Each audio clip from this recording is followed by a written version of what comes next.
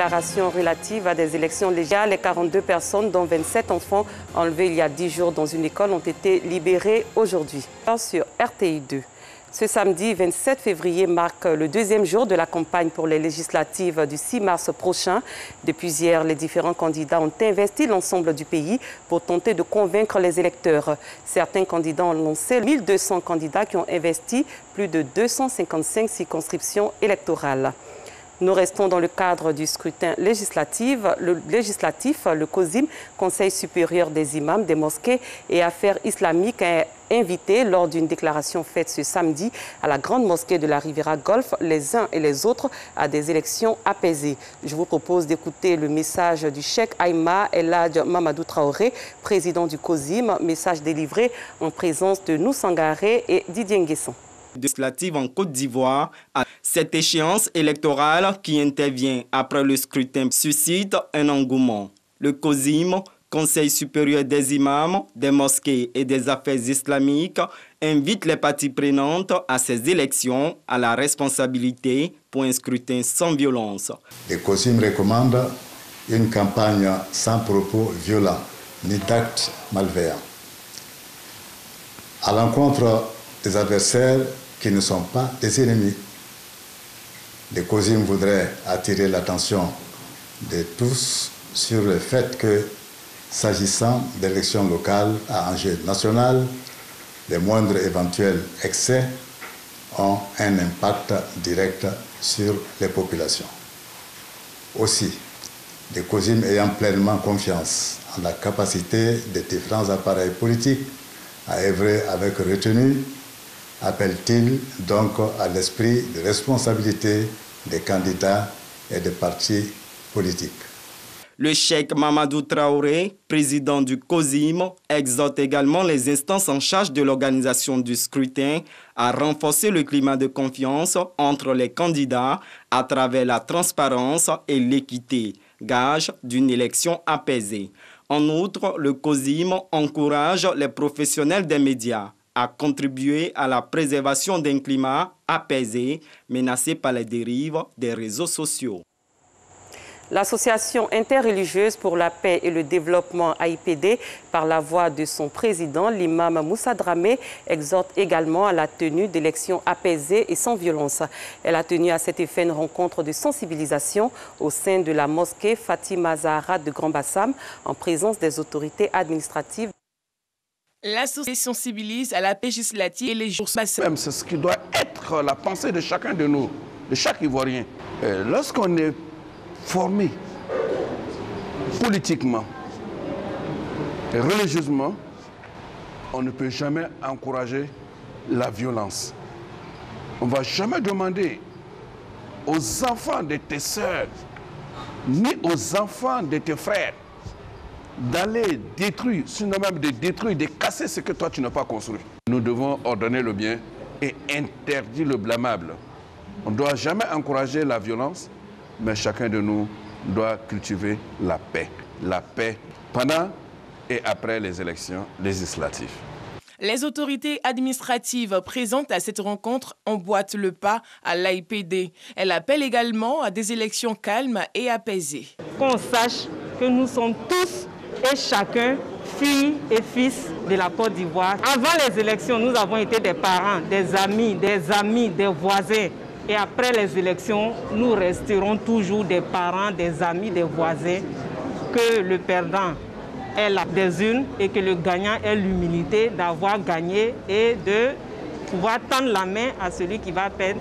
Que la campagne électorale se passe dans la quiétude, dans un climat serein et que les élections se passent dans un climat apaisé. Débutée le 18 février dernier, la campagne de sensibilisation de l'Association interreligieuse pour la paix et le développement à travers la ville de Grand Bassam et auprès des différents candidats aux législatives prend fin le 28 février prochain. Dans le cadre de la lutte contre la drogue, une importante quantité de cocaïne estimée à 1056 kg et évaluée à plus de 25 milliards de francs CFA a été saisie par la gendarmerie nationale dans la nuit du mercredi 24 au jeudi 25 février dernier. L'information a été livrée ce vendredi par le commandant supérieur de la gendarmerie nationale, le général de corps d'armée Alexandre Apalo-Touré, en présence du procureur de la République, Richard Adou. La Côte d'Ivoire a reçu vendredi 504 000 doses de vaccins contre la Covid-19, les premières à arriver dans le pays. Elles sont financées par le dispositif COVAX destiné en particulier aux pays défavorisés. Qu'en pensent les populations? Notre reporter Anissette Conan leur a tendu son micro. On les écoute. L'arrivée des vaccins en Côte d'Ivoire, je pense que c'est une bonne chose parce que on a tout essayé, on a essayé les traitements, on a essayé tous les tests, on a essayé de confiner. Je pense que la pandémie bat encore son plein. Donc s'il y a un vaccin à même de pouvoir régler la situation, de pouvoir endiguer la pandémie, je pense qu'il faut les accueillir. Je pense que si le vaccin est là pour nous aider, nous pourrons tester. Voilà, on peut tester et puis voir la suite, quoi. C'est vrai qu'on a vu hier que les vaccins sont arrivés. Les composants du vaccin, on ne sait pas. Donc, il faut expliquer plus à la population pour qu'on sache réellement de quoi il s'agit. Parce que les gens sont réticents sur les vaccins. Mais si on nous dit de quoi il s'agit, bon, il n'y a pas de souci. Les gens vont aller pour se faire vacciner puisque c'est pour la guérison de tout le monde. Je ne vais pas me faire vacciner parce que le vaccin, même d'où le vaccin vient, actuellement le coronavirus existe toujours. Ce n'est pas encore ils vont nous exposer le vaccin. Nous trouvons que ce que la COVAX a fait est une bonne initiative. Mais qu'est-ce qui sous-entend que le vaccin est bon pour nous? Le vaccin peut être vraiment un risque pour nous. Donc vraiment pour cela, mon idée, c'est que le vaccin ne soit pas appliqué par nos parents d'ici. On s'intéresse à la 4e édition du concours du bébé le plus choco. Elle a été officiellement lancée hier à la direction des soins infirmiers et maternels au plateau. Le concours du bébé le plus choco vise à contribuer à la promotion de la santé de la mère et de l'enfant, mais aussi à sensibiliser à la déclaration des nouveau-nés, comme nous l'expliquent Anissette Conan et Joël Gosset. Plateau, immeuble Le Général, salle de conférence de la DECIM, la direction des soins infirmiers maternels pour le lancement de la 4e édition du concours Le bébé le plus choco, une initiative de l'ONG Joie des tout-petits. Objectif, contribuer à la promotion de la santé de la mère et de l'enfant, mais surtout sensibiliser à la déclaration des nouveau-nés. Le bébé le plus choco pour nous, c'est celui-là même qui est en bonne santé. Un enfant doit être bien suivi médicalement, comme sa mère. Il doit effectivement, à partir des consultations pré- et postnatales, pouvoir être suivi. Et pour nous, on met cela en évidence. Initiative soutenue par le ministère de la Santé et de l'Hygiène publique. Nestor Kouakoukan, sous-directeur de la DECIM, a invité les mères à coopérer avec le corps médical et fréquenter les centres de santé. Ça permet effectivement de déceler, disons, des complications qui sont liées à la grossesse et effectivement de prendre des dispositions. Aussi, les enfants, les nouveau-nés, c'est important quand même que la couverture vaccinale soit faite de façon maximale et ça c'est très important. Et donc tout ça pourrait se résoudre, tous ces problèmes, si vraiment nos femmes fréquentent les formations. Postnatal, vaccination en période de Covid-19. C'est le thème choisi pour la 4e édition du concours du bébé le plus choco. Il aura lieu le 18 juillet à la salle des fêtes de Marcory. En sport taekwondo, le médaillé d'or olympique 2016, Cheikh Cissé Salah, a offert du matériel et des équipements à la Fédération ivoirienne de taekwondo, un don estimé à plus de 30 millions de nos francs. C'était mercredi dernier au centre sportif ivoiro-canadien. Moyabi Diabaté, Odalegbe.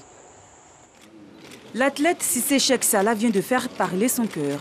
Devant Bertin Kofi, le directeur général des sports qui représentait le ministre des Sports, Bamba Cheikh Daniel, président de la Fédération ivoirienne de taekwondo, des présidents de ligue, entraîneurs et autres athlètes, le premier médaillé d'or olympique de l'histoire de la Côte d'Ivoire a offert un important lot d'équipements sportifs. Des conteneurs de 1000 dobok, les tenues de combat, autant de chaussures, de survêtements, de dentiers, plastrons, bref. Tout ce qu'il faut à un athlète pour pratiquer ce sport dans de bonnes conditions.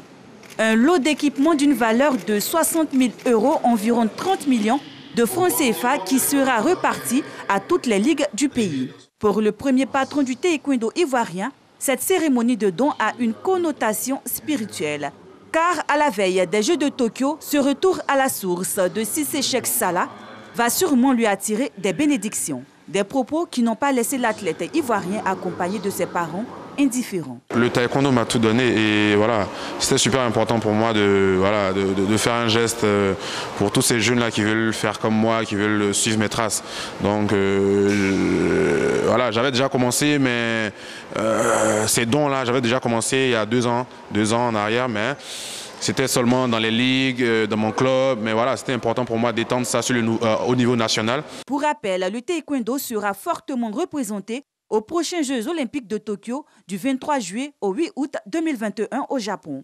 D'ores et déjà qualifiés, Cissé Cheikh et Gbagui Ruth seront accompagnés de Traoré Charlène et Gbané Seydou.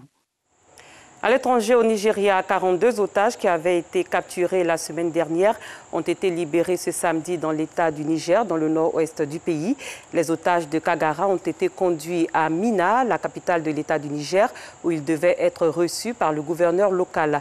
Il s'agit de 27 élèves, 12 professeurs et des membres de leur famille.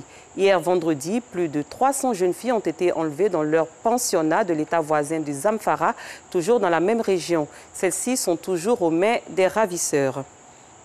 Un peu plus loin, en Algérie, des milliers de partisans du Irak, mouvement de contestation pro-démocratie, sont redescendus dans la rue hier à Alger, la capitale, après 1 an d'arrêt des manifestations à cause de la pandémie de Covid-19, marquant le retour des marches hebdomadaires du mouvement de protestation anti-régime. Le mouvement Irak, initialement dirigé contre un 5e mandat de l'ex-président Abdelaziz Bouteflika, s'est progressivement transformé en vaste contestation contre le régime algérien. Direction Haïti, le bilan de l'évasion massive qui a eu lieu ce jeudi 25 février 2021 en banlieue de la capitale haïtienne est considérable. Plus de 200 détenus sont encore recherchés et 25 personnes ont été tuées lors de cet incident.